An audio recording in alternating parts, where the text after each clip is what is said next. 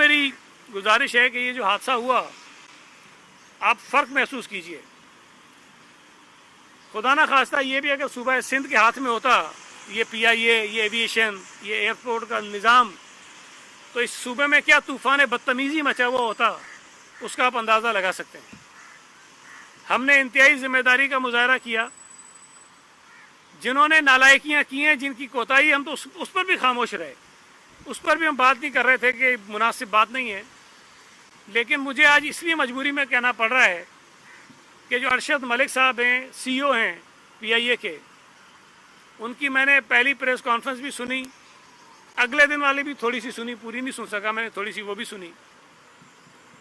مجھے حیرت اس بات پہ ہوتی ہے کہ جو ایک تو تحقیقاتی کمیٹی بنائی گئی ہے اس میں تمام لوگ ارشد ملک صاحب کے ماتحت ہیں. ایئر فورس کے لوگ ہیں اور یہ ایئر فورس کے سرونگ شاید ملازم ہیں، اور ان کے ماتحت افراد کو اس کمیٹی کے اندر ڈال دیا گیا. چلیں یہ بھی اس حد تک بھی برداشت ہو سکتی ہے بات.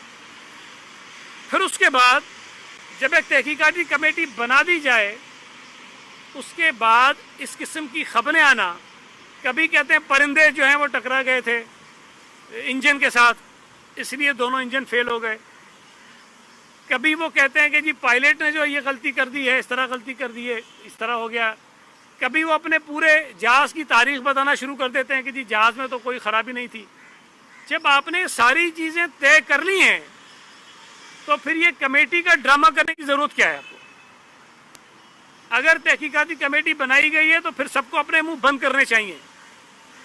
آپ تکلیف دے رہے ہیں اس سینئر پائلٹ کی فیملی کو جو پی آئی اے کے تجربے کار ترین پائلٹس میں سے ایک تھا. سجاد گل صاحب کا جتنا میں نے ان کے متعلق جانا ہے، پوچھا ہے، وہ ایک بہت ہی ایکسپیرینس پائلٹ تھا. اور اگر آپ اس کی وہ گفتگو سنیں جو شہید ہونے سے شاید چند سیکنڈ پہلے کی ہے، تب بھی اس کے لہجے میں، اس کی آواز میں کوئی پریشانی